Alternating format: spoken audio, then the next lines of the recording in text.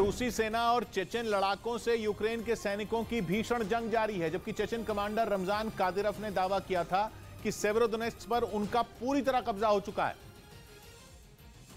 लेकिन यूक्रेन की मीडिया ने शहर में छिड़ी जोरदार लड़ाई का जो वीडियो जारी किया, उसने रमजान कादिरव के दावे की हवा उड़ा दी। यूक्रेन की मीडिया की तरफ से जारी किए गए वीडियो में यूक्रेन के सैनिक रूसी सेना और चेचेन लड़ाकों से टक्कर लेते दिखाई दिए।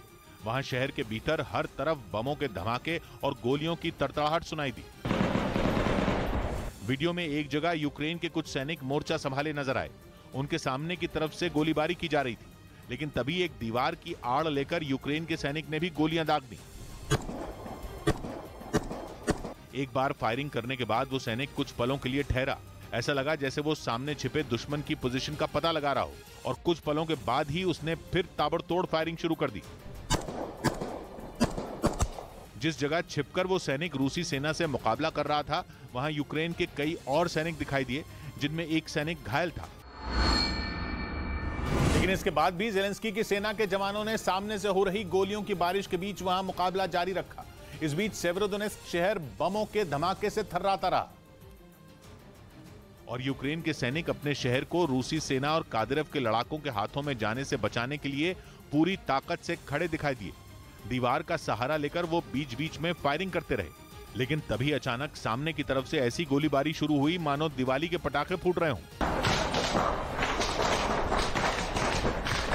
रूस के सैनिकों और चेचेन लड़ाकों की तरफ से इतनी भारी गोलीबारी के बाद यूक्रेन के सैनिकों ने उस जगह को छोड़ देना ही ठीक समझा जहां छिपकर वो लड़ रहे थे। इसके बाद एक एक करके यूक्रेन की सेना के जवान दीवार के पीछे से निकलकर वहीं पास की एक दूसरी जगह पहुंचे, और फिर उन्होंने वहां मोर्चा संभाल लिया।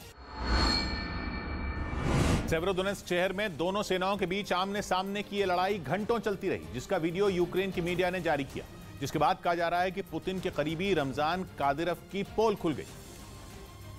क्योंकि यूक्रेन के दावे के मुताबिक अगर सच में सेवेरोडोनेत्स्क शहर में इतनी भीषण जंग जारी है, तो फिर कादिरव ने वहां कब्जा होने की बात आखिर क्यों कही?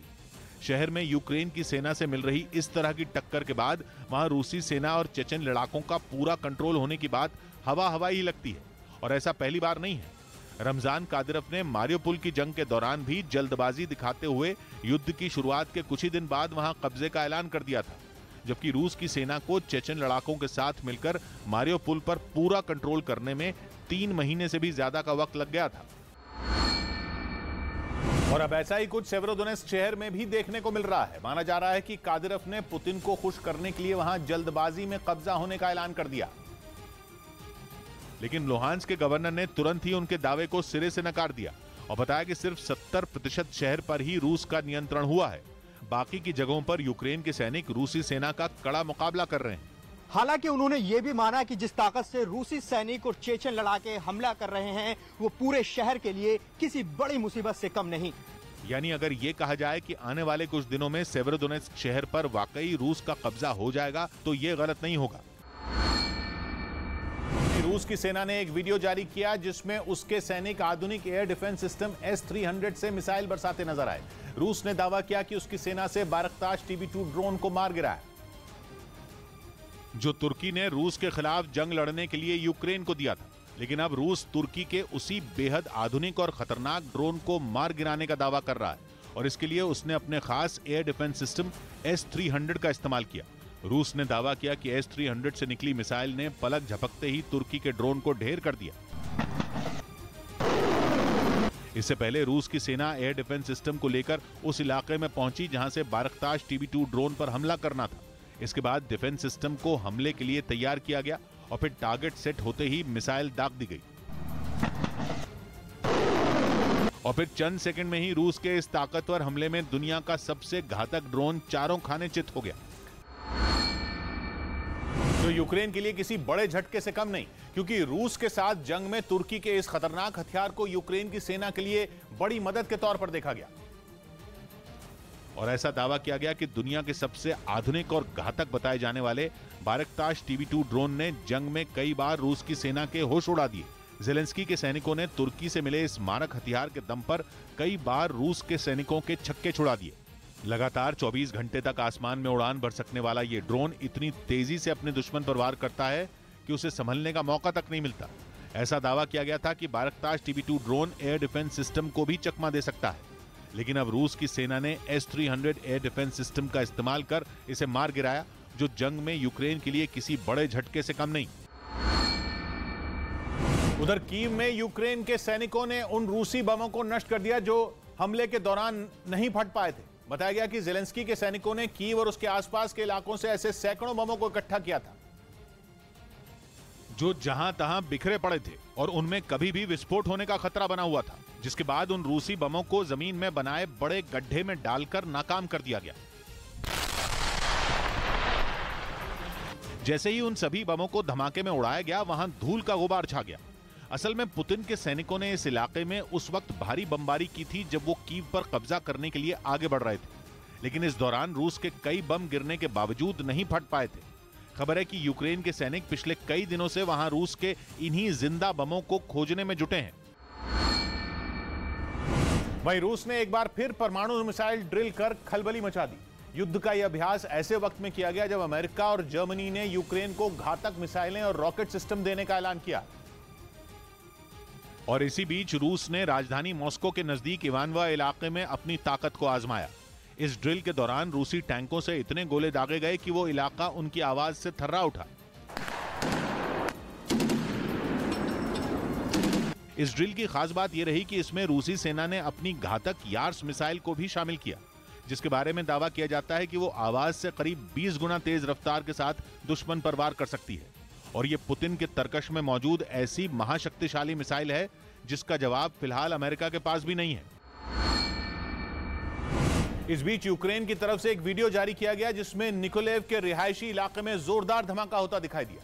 यूक्रेन ने इस हमले का आरोप रूस पर लगाया और यह दावा किया कि रूस ने जानबूझकर एक रिहायशी बिल्डिंग पर हमला किया। वहां से आए एक सीसीटीवी वीडियो में बिल्डिंग की पार्किंग में 3 कारें खड़ी नजर आईं, जिनकी तरफ एक शख्स बढ़ता दिखाई दी, लेकिन जैसे ही वो पहली कार के नजदीक पहुंचा, वहां जबरदस्त धमाका हो गया जो इतना जोरदार था कि पूरा का पूरा इलाका धूल और धुएं से भर गया।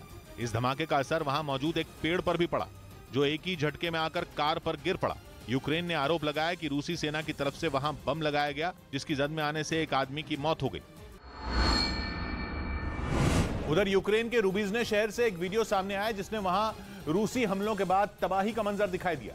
जानकारी के मुताबिक रूस ने वहां कुछ दिन पहले मिसाइलों की जोरदार बारिश की थी, जिसकी गवाही वहां की एक एक इमारत ने दी। किसी की दीवारें ढह गईं तो किसी की छत जमीन को आ लगी, कहीं बिल्डिंगों पर कालिक लगी दिखी तो कहीं घरों में लगे शीशों का नामो निशान मिट गया। शहर में हर तरफ फौजी गाड़ियों के ढांचे पड़े दिखे, जिनमें कुछ पर तो गोलियों के इतने निशान थे कि गिन पाना तक मुश्किल हो गया।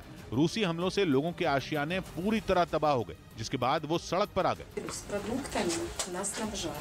अपनी जान बचाने के लिए उन लोगों ने एक बंकर में शरण ली, जहां छोटी सी जगह में कई बिस्तर लगाए गए। इस बंकर में बूढ़े, बच्चे, सबको रूसी हमले के खौफ की वजह से छिपा दिया गया।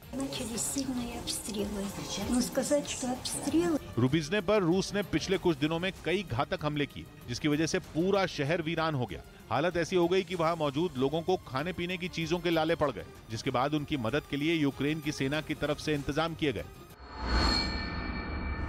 वहीं जंग के बीच यूक्रेन को $700 मिलियन यानी भारतीय रुपयों में करीब 5,500 करोड़ के हथियार पैकेज देने पर रूस अमेरिका से भिड़ गया, क्योंकि खबर है कि यूक्रेन को जो हथियार दिए जाएंगे उनमें कई आधुनिक मिसाइलें और लंबी दूरी तक मार करने वाले घातक रॉकेट सिस्टम भी शामिल हैं, जिनकी जद में रूस आ जाएगा, जिनकी मांग पिछले कई दिनों से ज़ेलेंस्की कर रहे थे, ताकि वो यूक्रेन के अलग अलग शहरों और खासकर पूर्वी हिस्से डॉनबास में रूसी हमलों का जवाब दे सकें, जहां इन दिनों रूस कब्जे के लिए सबसे बड़ी जंग लड़ रहा है। और उससे मुकाबला करने के लिए ज़ेलेंस्की के सैनिकों के पास वैसे हथियार, मिसाइलें और रॉकेट की कमी है, जिनकी मदद से वो लंबे वक्त तक अपनी जमीन बचा सकें। हालांकि अमेरिका ने यूक्रेन के लिए हथियार पैकेज की मंजूरी देने के साथ ही एक बड़ी शर्त भी रख दी है। अमेरिका ने साफ किया है कि ज़ेलेंस्की के सैनिक किसी भी हाल में उसके रॉकेट सिस्टम से रूस की सीमा के अंदर वार नहीं करेंगे। The Ukrainians have given us assurances that they will not use these systems against targets on Russian territory. हालांकि पुतिन को अमेरिका के इस वादे पर भरोसा नहीं हो रहा है। शायद इसीलिए लंबी दूरी तक मार करने वाले हथियार देने के ऐलान के बाद रूस ने आरोप लगाया है कि अमेरिका इस जंग को जानबूझकर लंबा खींचना चाहता है। बताया गया कि अमेरिका कुछ वैसे हथियार भी यूक्रेन को देगा जिन्हें चलाने के लिए ज़ेलेंस्की के सैनिकों को ट्रेनिंग लेने की जरूरत पड़ सकती है।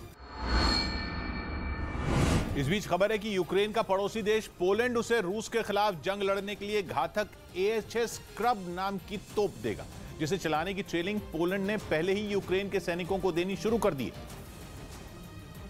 ताकि जब AHS स्क्रब नाम की ये तोप जंग के मैदान में उतरे तो दुश्मन घुटनों पर आ जाए और युद्ध की शुरुआत से ही यूक्रेन के साथ खड़े पोलैंड पर भी बरकरार खतरा टल जाए। पोलैंड की न्यूज वेबसाइट उक्रेनफॉर्म के मुताबिक पोलैंड की तरफ से 60 AHS स्क्रब तोप यूक्रेन को दी जानी है, जिनमें 18 तोप ज़ेलेंस्की की सेना के पास मई के आखिर तक पहुंच चुकी हैं और करीब 100 सैनिकों को इसे चलाने की ट्रेनिंग भी दी जा चुकी है और उसे तबाह करने की ताकत रखती। हालांकि यूक्रेन और पोलैंड के बीच हुए इस समझौते को इसलिए भी खास माना जा रहा है कि क्योंकि पोलैंड को इतना बड़ा सैन्य हथियारों का ऑर्डर मिले कई साल बीत गए थे। खास बात यह कि इस पर पोलैंड का यूक्रेन से समझौता उस वक्त हुआ था जब ज़ेलेंस्की ने लंबी रेंज की फायरिंग करने वाले हथियार की बात सामने रखी थी। बताया गया कि AHS स्क्रब तोप 40 किलोमीटर की दूरी पर मौजूद दुश्मन पर मार कर सकती है और अब करीब 20 साल बाद जाकर 60 तोपों को यूक्रेन भेजने की ये डील हुई, जिसे पूरा करने में पोलैंड जुटा है। बताया जा रहा है कि इसके लिए दोनों देशों के बीच करीब 70 करोड़ डॉलर यानी भारतीय रुपयों में 5000 करोड़ से ज्यादा का समझौता हुआ, जिस पर पोलैंड का कहना है कि वो इसे आने वाले कुछ महीनों में पूरा कर देगा, जिसके बाद यूक्रेन पहला ऐसा देश बन जाएगा जिसे पोलैंड ने इस तरह के हथियार की सप्लाई की होगी। उधर बेलारूस ने यूक्रेन की सीमा की तरफ घातक हथियारों से भरी एक ट्रेन रवाना कर दी, जिसका वीडियो भी सामने आया। बताया गया कि उस ट्रेन के जरिए कई हथियार यूक्रेन भेजे गए ताकि यूक्रेन पर कब्जे की लड़ाई लड़ रहे रूस के सैनिकों को मदद मिल सके। जंग की शुरुआत से ही बेलारूस पुतिन के साथ खड़ा है और उसकी हर तरीके से मदद करने को तैयार है। इस बार ट्रेन के जरिए घातक हथियार यूक्रेन भेजकर बेलारूस ने रूस से अपनी दोस्ती फिर दिखा दी। जो वीडियो सामने आया उसमें कई तरह के हथियारों से भरी एक ट्रेन यूक्रेन सीमा की तरफ बढ़ती दिखाई दी। उस ट्रेन पर कई हिस्सों में कुछ हथियार रखे नजर आए, किसी पर बैटरी, किसी पर तोप, तो ट्रेन के कुछ डिब्बे टैंक से भरे दिखे, लेकिन वो ट्रेन बीच में कहीं रुकी नहीं और अपनी मंजिल की तरफ बढ़ती रही। वहीं अमेरिका के बैन के बाद भी चेचन कमांडर रमजान कादिरव के मिक्स्ड मार्शल आर्ट्स के खिलाड़ियों का UFC यानी अल्टीमेट फाइटिंग चैंपियनशिप में जलवा बरकरार है। UFC अमेरिका के लास वेगस में मिक्स्ड मार्शल आर्ट्स चैंपियनशिप करवाने वाली एक संस्था है, जिसने रमजान कादिरव की मिक्स्ड मार्शल आर्ट्स कराने वाली संस्था ACA यानी एब्सोल्यूट चैंपियनशिप अहमद के खिलाड़ियों को अपने अखाड़े में उतारने का फैसला किया है, जबकि अमेरिका ने कादिरव की ACA पर बैन लगाया हुआ है। यानी अमेरिका के बैन के बाद रमजान कादिरव की एब्सोल्यूट चैंपियनशिप अहमद का कोई भी खिलाड़ी वहां लड़ नहीं सकता। लेकिन लास वेगस में होने वाली UFC ने इस बैन को दरकिनार करते हुए चेचन कमांडर के खिलाड़ियों को फाइट में उतारने का फैसला किया, जिसके बाद ये चर्चा छिड़ गई कि रमजान कादिरव के खिलाड़ियों पर आखिर अमेरिका का बैन बेअसर कैसे हो गया। यूक्रेन की जंग में जमकर तबाही मचा रहे चेचन कमांडर के खिलाड़ियों को लेने के पीछे UFC की आखिर क्या मजबूरी है? तो इसके पीछे की वजह है रमजान कादिरव के खिलाड़ियों का पिछला प्रदर्शन और उनकी लोकप्रियता। असल में ACA के खिलाड़ी कई बार UFC में चैंपियन रह चुके हैं और वहां उनकी काफी डिमांड भी है। UFC के अखाड़े में वो इतनी तेजी से सामने वाले खिलाड़ी पर प्रहार करते हैं कि उसे कुछ सोचने तक का मौका नहीं मिलता। बताया जाता है कि कादिरव के खिलाड़ी बेहद ही बेरहमी से अपने प्रतिद्वंदियों को हरा देते हैं, क्योंकि ACA में उनकी ट्रेनिंग ही ऐसी होती है जो उन्हें खिलाड़ियों के साथ एक खतरनाक लड़ाके में बदल देती है। और इसकी जिम्मेदारी है कादिरव के फाइट क्लब को संभालने वाले अबू जायद विस्मरदोव की, जो चेचनिया में कादिरव के बाद सबसे शक्तिशाली लोगों में एक है। और कहा जाता है कि वो अब तक सैकड़ों खिलाड़ियों को तैयार करके UFC में लड़ने के लिए भेज चुके हैं, ताकि चेचन कमांडर रमजान कादिरव को खुश किया जा सके।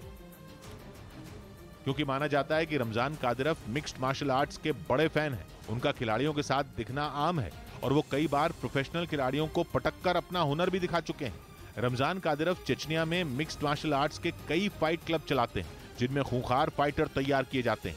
हालांकि कादिरव पर ऐसे आरोप भी लगाए जा रहे हैं कि वो अब ACA में तैयार किए जा रहे फाइटरों का इस्तेमाल यूक्रेन की जंग में भी करने जा रहे हैं।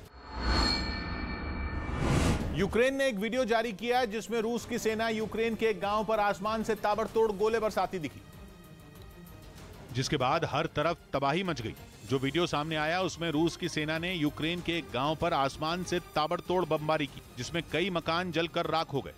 यह हमला इतना खतरनाक था कि आसमान में आग के गोले नजर आए, जिनको देखकर भगदड़ मच गई और लोग अपनी जान बचाने के लिए चिल्लाने लगे और भागने लगे। यूक्रेन ने आरोप लगाया कि रूस की सेना न केवल उसके गांवों को निशाना बना रही है, बल्कि लोगों के आशियाने भी तबाह कर रही है। और यूक्रेन की सेना ने एक वीडियो जारी किया जिसमें रूस के जवान यूक्रेन के एक रेलवे पुल को तबाह करते दिखाई दिए। यह हमला यूक्रेन के ओदेसा इलाके में किया गया, जहां पुल को निशाना बनाकर मिसाइल से हमला किया गया। मिसाइल के गिरते ही बड़ा धमाका हुआ। हमले के बाद पुल का वो हिस्सा पूरी तरह टूट गया। धमाका इतना जोरदार था कि ब्लास्ट के बाद वहां से काफी ऊंचाई तक आग की लपटें नजर आईं। यूक्रेन का दावा है कि इस रेलवे पुल पर मरम्मत का काम चल रहा था, जिस पर रूस ने कैलिबर मिसाइल दाग दी, जो रूस का बेहद खतरनाक हथियार है। इतना खतरनाक कि दुश्मन के ठिकाने को पलक झपकते ही तबाह कर देती है। रूस की कैलिबर मिसाइल परमाणु हथियार ले जाने में भी सक्षम है और इसकी लंबाई 6 से 9 मीटर तक और वजन 1300 से 2300 किलोग्राम तक होता है। यही नहीं, ये मिसाइल 1500 से लेकर 2500 किलोमीटर दूर तक के टारगेट को तबाह कर सकती है।